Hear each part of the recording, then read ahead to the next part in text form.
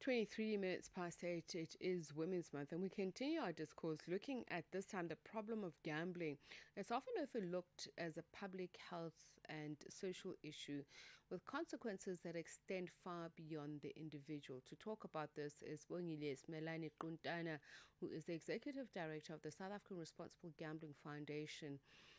A very good morning to you, Sibongile, and thank you so much for speaking to us. Just how bad is the problem here in South Africa? And we know that gambling is often promoted as entertainment. There are warnings, but what is the impact of it being a public health harm?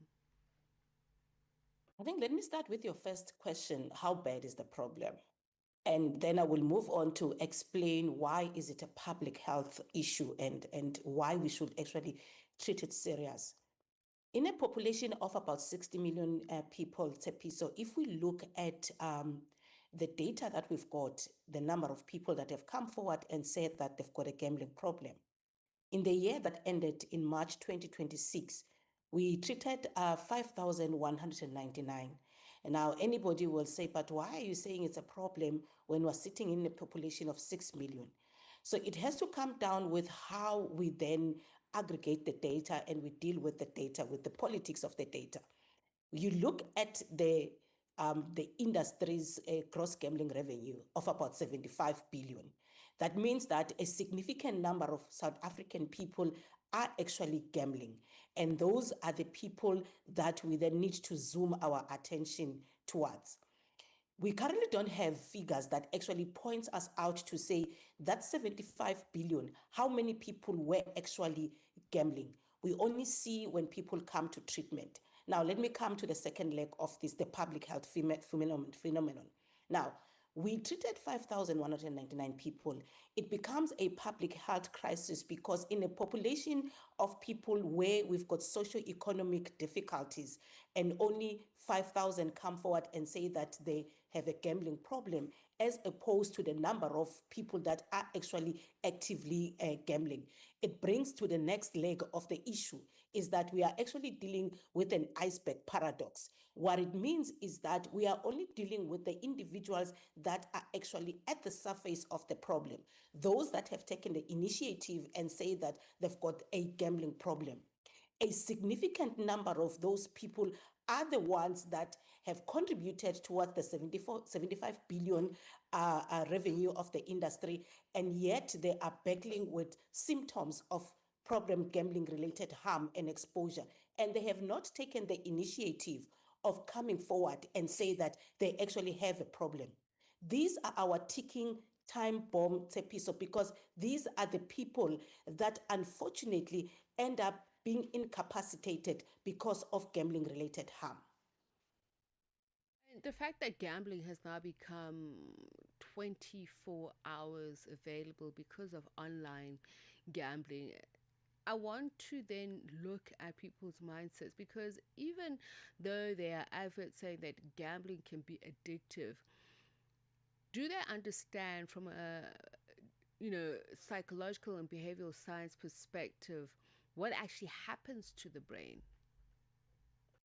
They do not understand because the brain regulates our emotions. We've got a particular brain, the brain macula, that regulates our emotion. We then have a brain that thrives on actually being fed, to say that I need to be excited all the time. So we've got different spheres of the brain that regulates different emotions. But let's deal with the one that speaks to gambling. When it comes to gambling, because you actually are not taking in a substance.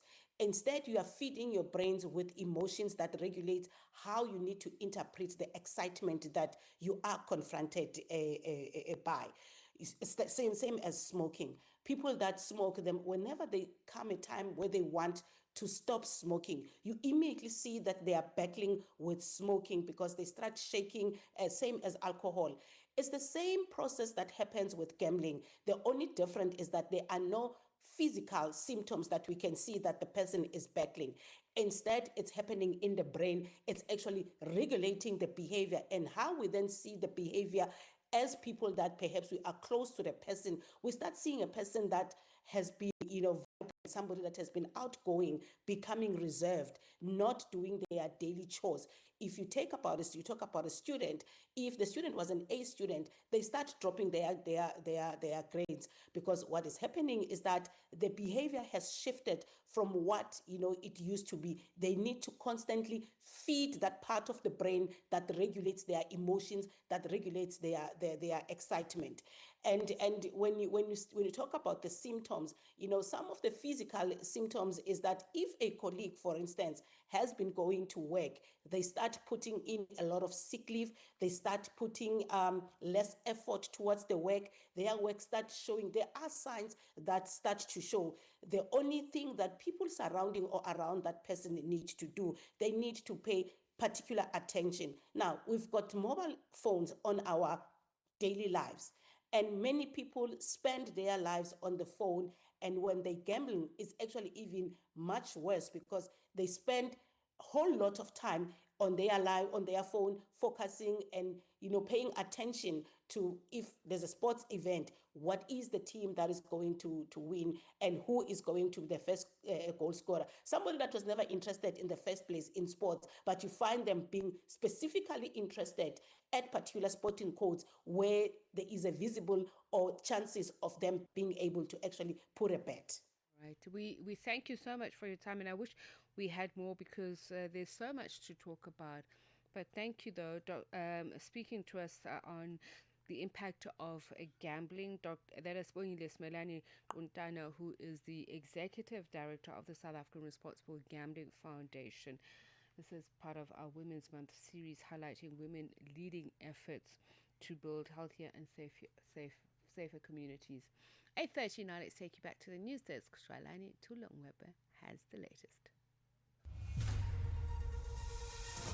SABC News.